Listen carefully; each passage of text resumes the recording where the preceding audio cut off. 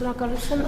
պարոն Փաշինյան, ձեր ներկուսակցական քարոզարշավը լուսաբանվում է, հա, ձեր կողմից եւ այնտեղ մի դրվագ տարածվեց, որտեղ դուք Արտաշատի քաղաքապետին ձեռքով հրում եք, բզում եք, որպեսզի լռեցնեք, չտա նախկին ոստիկանապետի անունը եւ չհայտնի, որ այս շենքը պատկանում է Արամ Հովհաննիսյանին։ Ինչու եք փորձում լռեցնել։ Սա արդյոք մենք ընկալենք որպես լռեցման փորձ Արամ Հովհաննիսյանի անունը չտալու համար։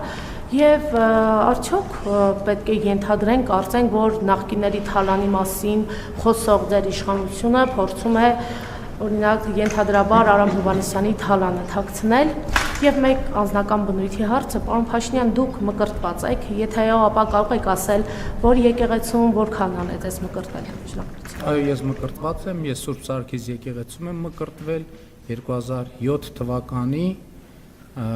2007 թվականի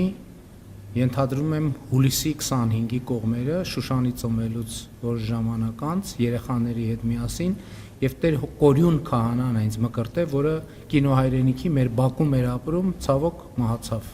մի քանի տարի անց։ Ինչ վերաբերվում է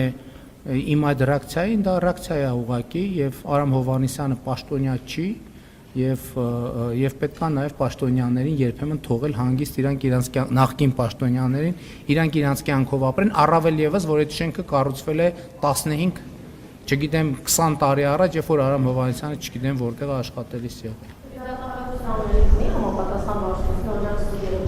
Գիտեք ինչ, ես դատախազության անելիքները չեմ որոշում ու կանխորոշում։ Դատախազություն ընդհանրապես բոլոր պետական մարմինները պարտավոր են